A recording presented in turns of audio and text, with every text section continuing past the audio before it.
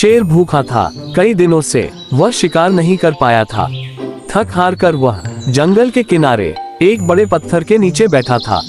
तभी उसकी नजर लाली पर पड़ी, जो पेड़ों के बीच से गुजर रही थी। शेर दहाड़ा, रुको लाली, आज मेरा खाना तू ही बनेगी।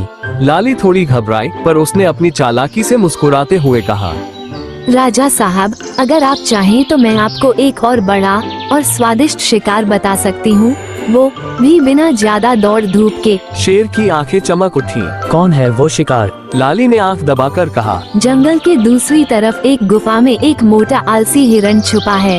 वो इतनी देर तक सोता है कि आपको बस जाकर उसे दबोचना है। शेर खुश हो गया। तू सच्ची बोल रही है ना? राजा जी, कभी कोई लोमड़ी ने झूठ बोला है क्या? लाली ने मुस्कराते हुए कहा। शेर दौड़ता हुआ गुफा की ओर चला गया। दूसरी तरफ लाली ने राहत की सांस ली। अब शेर कुछ देर के लिए तो गया, चलो कुछ और सोचा जाए। लेकिन उधर शेर जब गुफा में पहुंचा, तो वहाँ कोई नहीं था। गुफा तो खाली थी। उसे समझ नहीं आया कि लाली ने उसे बेवकूफ बनाया या सच में वो हिरण कहीं चला गया। वो वापस लौटा, गुस्से से आग बबूला। लाली, तुझे मैं छोड़ूंगा नहीं। लाली पहले ही समझ चुकी थी कि शेर वापस आएगा। वो एक ऊंचे पेड़ पर चढ़ गई थी। शेर आया और दहाड़ा, नीचे उतर, आज तेरा शिकार पक्का है। लाली ने नीचे से जवाब दिया, राजा जी, आप जंगल के राजा हो, लेकिन अगर आप जैसे बलशाली जानवर छोटी छोटी बातों पर गुस्सा करने लगे, तो आप असली राजा कैसे कहलाओगे? शेर ने कहा। तू मुझे 2 बार मूर्ख बना चुकी है। लाली बोली, तो तीसरी बार क्यों बनने जा रहे हो? शेर चुप हो गया। ये बात तो सही थी। कुछ दिन बाद शेर ने सोचा, इस लोमड़ी को मैं सबक सिखा कर रहूंगा।